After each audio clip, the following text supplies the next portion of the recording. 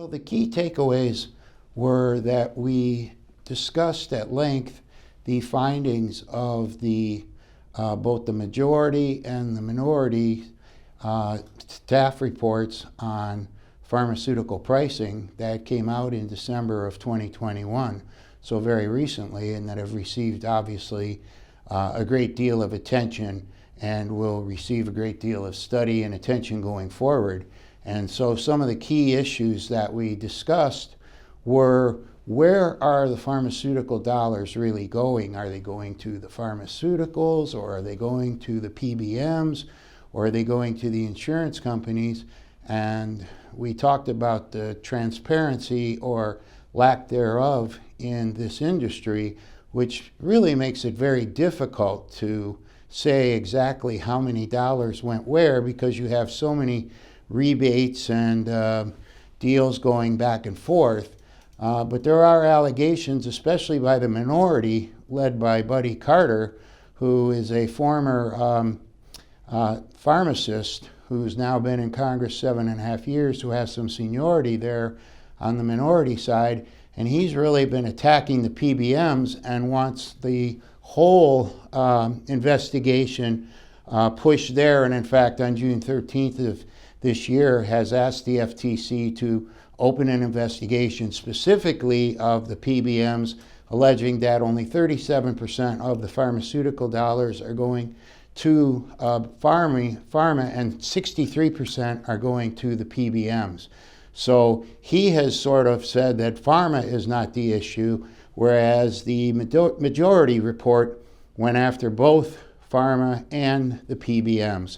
And they looked at some of the issues that we've seen for a number of years in pharma, which is allegations that the prices exceed the type of money that they need to put back into R&D. And, you know, we made the point about how R&D averages out to about $1.5 billion for drugs that actually make it to the public in the United States, so that there has to be the need for pricing to recoup the cost of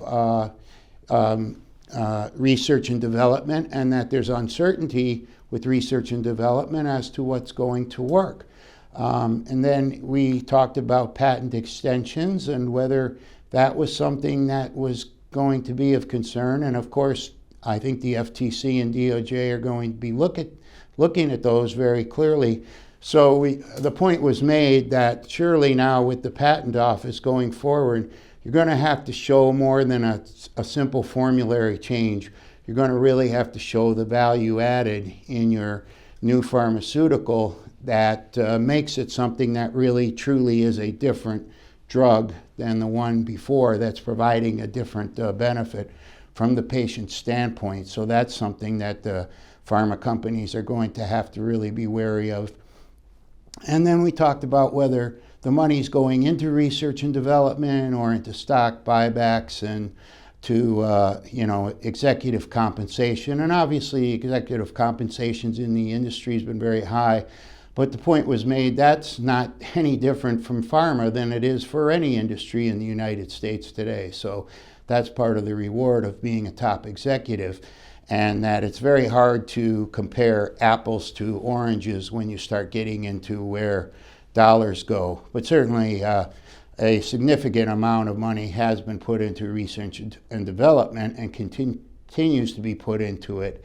And we talked about shadow pricing, which those of us who've been in this business for a long time used to call parallel pricing, and whether that's a real issue going forward.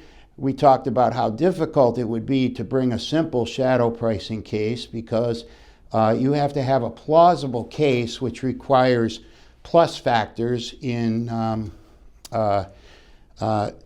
collusion, showing that the executives spoke with one another or sent some type of very transparent signal to each other to raise prices and to coordinate their prices, as opposed to simply following one another. There really haven't been any cases so far where the courts have allowed a simple parallel pricing case to be victorious. So those were some of the key issues that we discussed today, and I thought it was a very exciting and cutting-edge panel. And certainly the issues that we raised in our panel are not going away anytime soon. They're going to be discussed here in the coming years for sure. And as both the majority and minority reports showed, it's not going to matter who's in the executive wing. There's going to be a lot of pressure on pharmaceutical pricing going forward into the next decade.